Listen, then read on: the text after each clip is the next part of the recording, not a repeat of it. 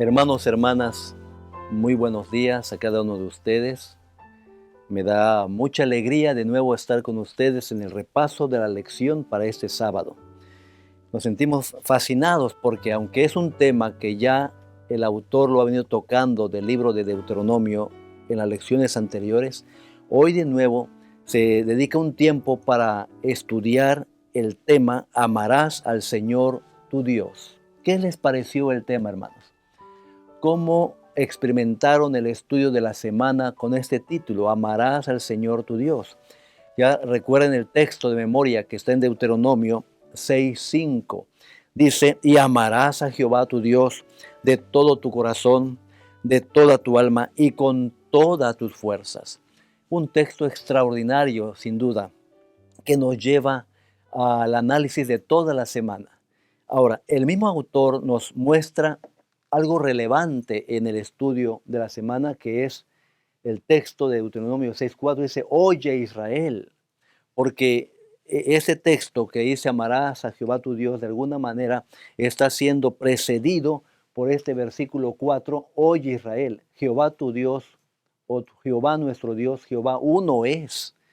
Y este Shema, que es la palabra que el mismo autor nos menciona allí, que significa escuchar, que significa obedecer, que son las dos formas que podemos obedecerlo, nos los presenta de una manera introductoria en la lección y nos preguntamos, ¿por qué tiene que ver Shema, oye Israel, con la lección de amarás al Señor tu Dios? ¿Qué tiene que ver con ello? Pues mucho, porque al final de cuentas, el oye, el poner atención, el obedecer, el escucha, por favor, tiene que ver o está relacionado con el acto de la liberación del pueblo de la esclavitud de Egipto y al mismo tiempo la bendición ahora del cumplimiento de la promesa de Dios en la experiencia misma del pueblo de Dios tras salir de Egipto. En la parte ya del domingo entonces se nos lleva a este punto, el título dice amar a Dios, en relación ahora con oye Israel. ¿Qué implica Shema con amarás al Señor tu Dios? ¿Qué implica? Dos, amar a Dios, amarás al Señor tu Dios. Entonces, Deuteronomio 6:5 y 6:12 de alguna manera nos dice lo siguiente: cuídate de no olvidarte de Jehová que te sacó. Oye Israel, pon atención, escucha, dice la palabra de Dios aquí, porque no debes olvidar que Jehová te sacó previamente. Ahora, miren acá. Shema es igual a oír y obedecer. Ese llamado, esa expresión de Moisés al pueblo de Dios de que escuchen y obedezcan. Pero, ok, Shema es igual a oír y obedecer. Y ama al Señor es igual a o relacionado a la obediencia, ¿correcto? Shema es oye lo que Dios ya hizo por ti y entonces ama al Señor y ámalo porque esto se relaciona con la obediencia. ¿Por qué hemos de obedecer a Dios? ¿Por qué hemos de obedecer a Dios? ¿Por qué me obliga la palabra a obedecer a Dios? ¿O qué me obliga a mí a obedecer a Dios? Bueno, porque te sacó de la tierra de Egipto, es decir, te dio libertad. Así que cuando tocamos el tema de amar a Dios, le amamos por una razón. La razón es porque nos liberó. Por eso le amamos. Ese es el punto de responder a algo que el Señor ha hecho por nosotros. Nos liberó. Y amar al Señor tiene relación con obedecerle. Y el llamado que Moisés le hace en la palabra Shema, tiene que, oye, obedece al Señor, ámale, porque Él te sacó de la tierra de Egipto. Ahora, el amor por él debe poner en la perspectiva adecuada nuestro amor por todos los demás. Eso lo vimos en la lección, sin duda, cuando estábamos estudiando nuestro tema. Ahora, podemos avanzar un poco. Podemos encontrar aquí, mis hermanos, que es un llamado personal en la expresión singular tú, Dios, tu corazón. ¿Se acuerdan de la lección de escuela sabática? Que el autor insiste que si bien el llamado de hoy Israel para obedecer al Señor y reconocer a Dios como su Dios, su creador, es hacia un pueblo, hacia una nación que sufrió la esclavitud de Egipto, pero al mismo tiempo debe considerarse que esa nación está formada por individuos y que el llamado llega al individuo y el individuo es el que tiene que tomar la decisión, tiene que dar el paso de responder con su expresión de amor en obediencia a las enseñanzas de su Dios porque fue rescatado de Egipto.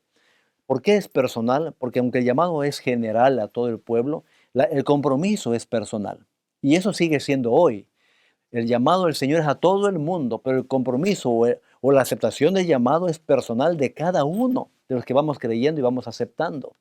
En la misma experiencia del pueblo de Dios cuando salen de Egipto, vemos una gran multitud que está saliendo, pero no todos están plenamente comprometidos, no todos plenamente están aceptando ser guiados por el Señor, están yendo quizás por presión social, por las circunstancias, por los acontecimientos que les rodearon en la liberación, pero hay rebelión.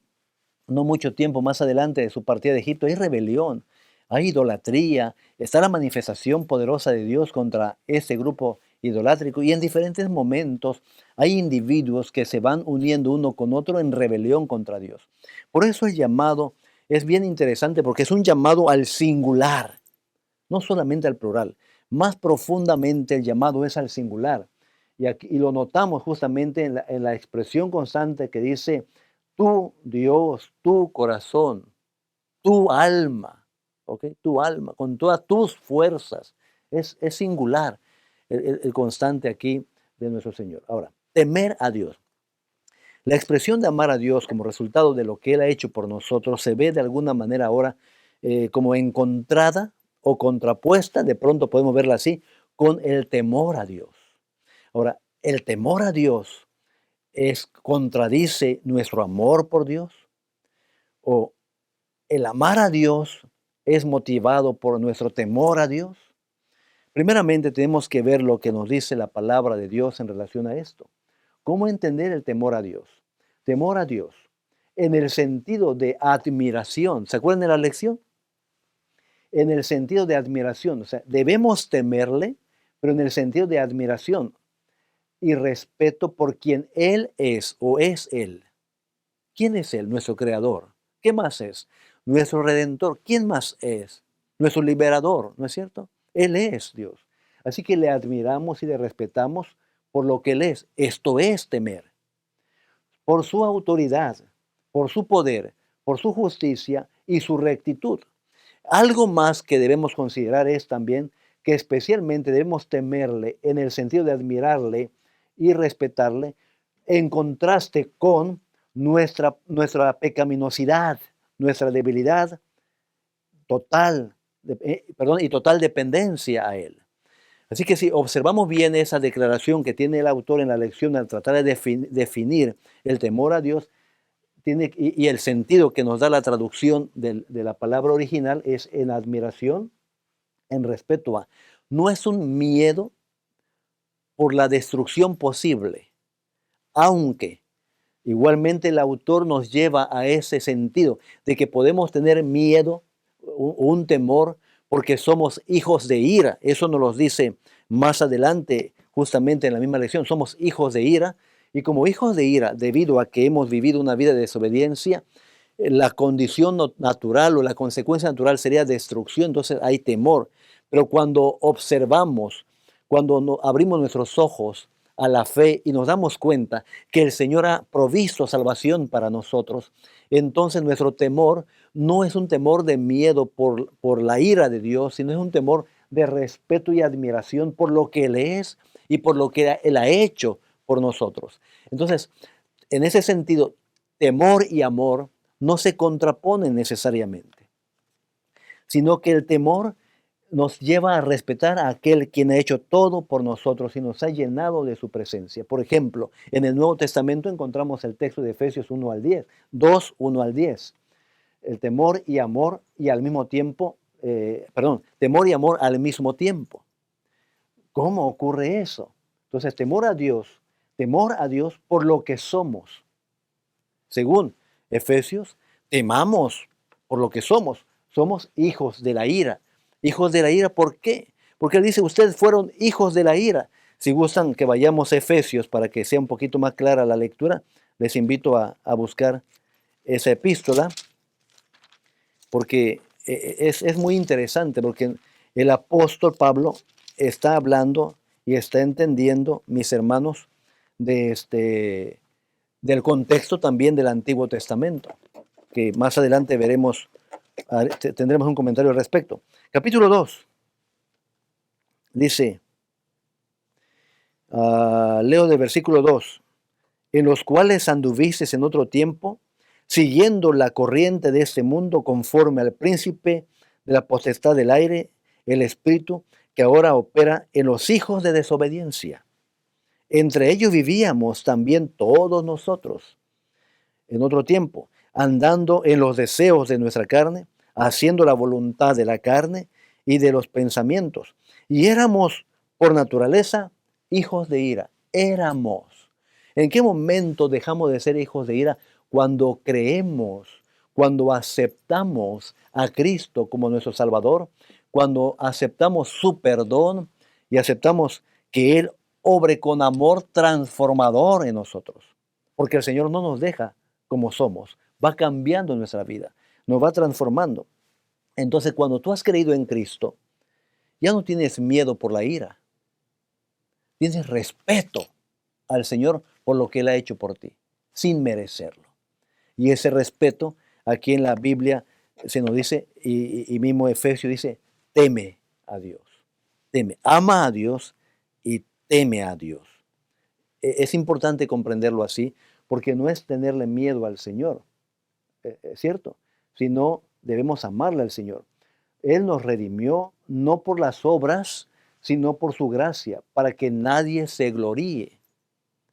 Y así fue en el Antiguo Testamento y así el apóstol Pablo insiste en el Nuevo Testamento que nosotros somos salvos por la gracia del Señor, razón suficiente para temer y ese temor en respeto y admiración al Señor.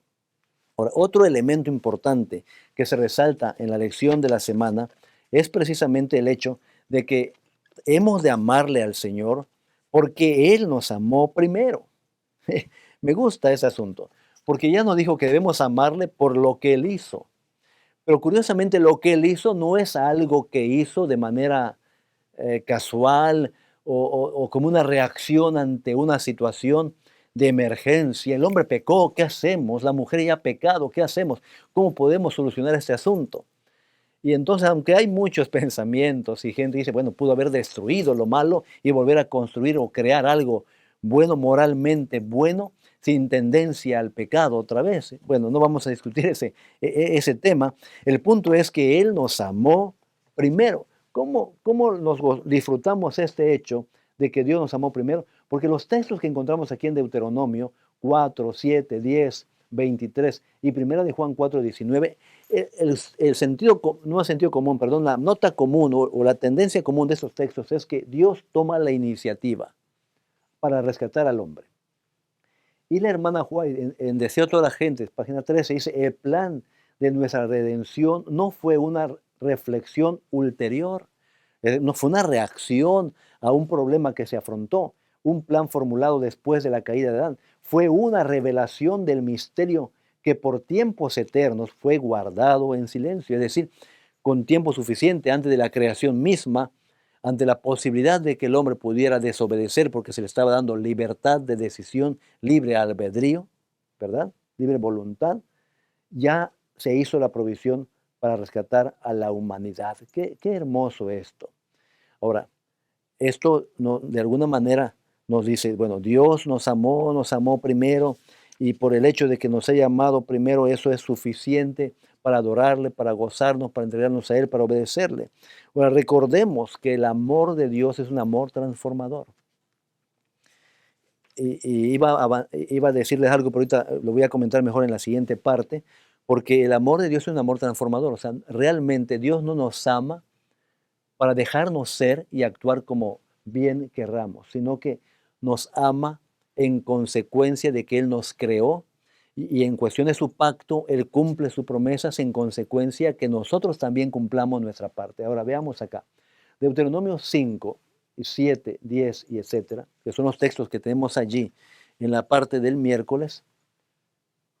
Si me amáis, déjenme regresar al título, si me aman, guardarán mis mandamientos, dice el Señor. Estos textos nos dicen que Dios es fiel a su pacto. Él cumple lo que ha prometido.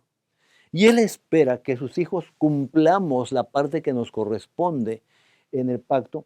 Y esa invitación de Dios, la invitación de Dios a su pueblo, la invitación de Dios al singular, es decir, a ti en persona, a mí en persona, es de obedecer o de guardar sus mandamientos. Pero el título de la porción del miércoles dice, si me amáis, guardad mis mandamientos. Es un llamado, en ese caso, bien claro del Señor.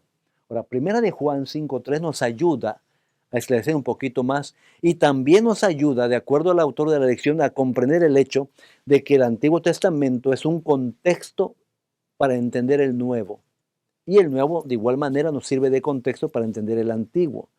Y en este caso, cuando el apóstol Pablo, perdón, Juan y también Jesús en otros momentos hace alusión al Antiguo Testamento, nos está diciendo que ellos entendían su presente y descubrían el cumplimiento de las promesas del Antiguo Testamento en su presente y hacen alusión a esto. Enseña un principio básico que el amor a Dios se expresa en la obediencia. Primera de Juan 5.3. Como podemos observar, hermanos, en Primera de Juan capítulo 5, versículo 3 dice, pues este es el amor a Dios, que guardemos sus mandamientos. ¿De dónde Juan obtiene esta idea?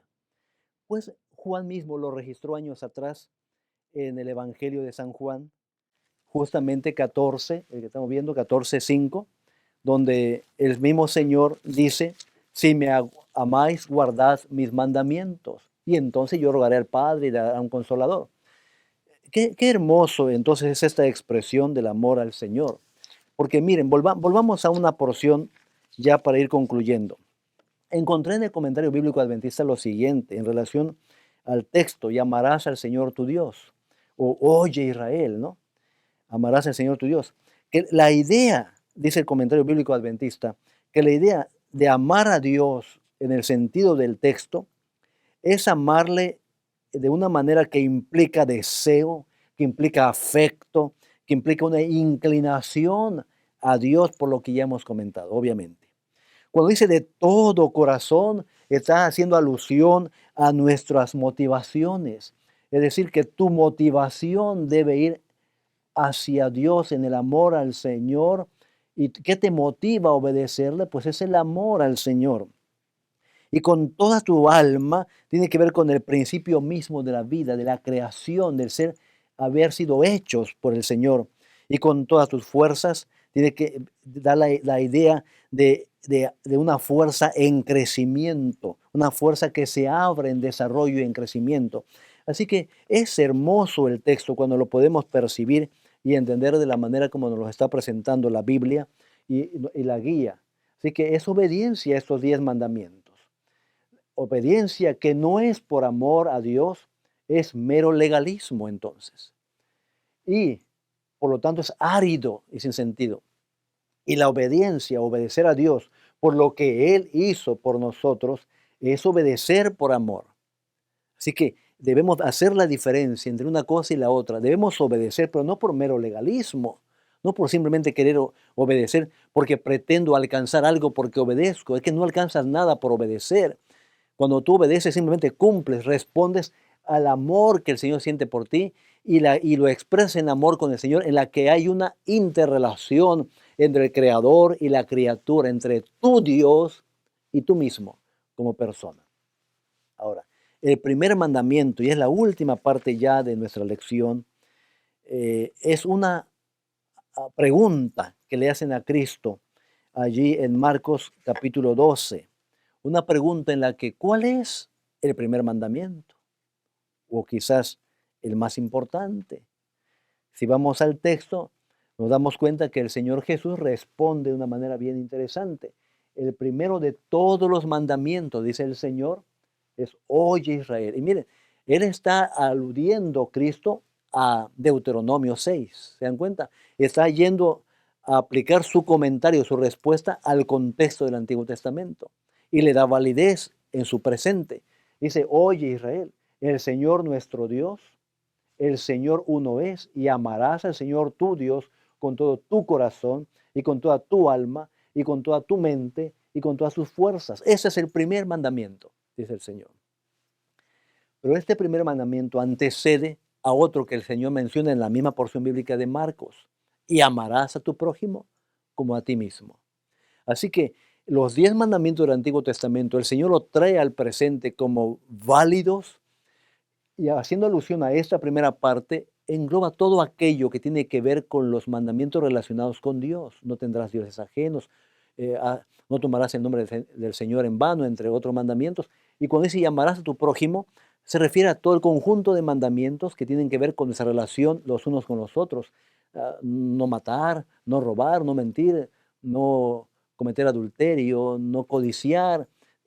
Tiene que ver con esa relación los unos con los otros, que es la esencia de los 10 mandamientos, es lo que Dios presenta en sus 10 mandamientos. Ok, por lo tanto, la cruz de Cristo será la ciencia y el canto de los redimidos durante toda la eternidad. La ciencia y el canto durante toda la eternidad. Leo aquí lo que dice la lección para finalizar. Ese es el tema decisivo, que podemos llegar a amar a Dios con todo nuestro corazón, alma y fuerzas, solo cuando lleguemos a conocerlo por nosotros mismos y experimentemos personalmente su bondad, su amor y su gracia. Si es necesario, es algo por lo que valdrá la pena vivir y obviamente valdrá la pena morir. ¿Me entiendes? Porque le conocemos, porque le entendemos. Y como vimos aquí en pantalla, la cruz de Cristo, su sacrificio, la expresión del amor de Dios por nosotros, se cumplió en la cruz de Cristo, y esa será la ciencia y el canto de los redimidos por la eternidad. Es decir, será un tema recurrente, constante, no necesariamente lo único por lo cual estaremos atendiendo, porque entendemos que conoceremos muchas cosas, a Dios mismo, el mundo, los mundos, planetas, etcétera. Pero este será un tema recurrente de gratitud y amor a nuestro Dios en respuesta por lo que Él ha hecho por nosotros. La próxima semana vamos a estar estudiando una linda lección, igual basada en Deuteronomio, que se llama El extranjero dentro de tus puertas, y tiene que ver con nuestra relación, aprecio, amor por aquellos que no son de nuestra cultura misma, que no son de nuestra misma familia consanguínea, personas que provienen de otras tierras, de otras comunidades, de otras culturas. ¿Cómo enseña el Antiguo Testamento que debemos nosotros tratar a aquellos extranjeros que están dentro de nuestras puertas, y cómo el extranjero debe conducirse también dentro de nuestras puertas? Dios te bendiga, Dios sea contigo esta nueva semana. El Señor prospere tu vida, te guarde, sobre todo te proteja de las enfermedades que hoy rondan nuestra sociedad. Dios sea contigo.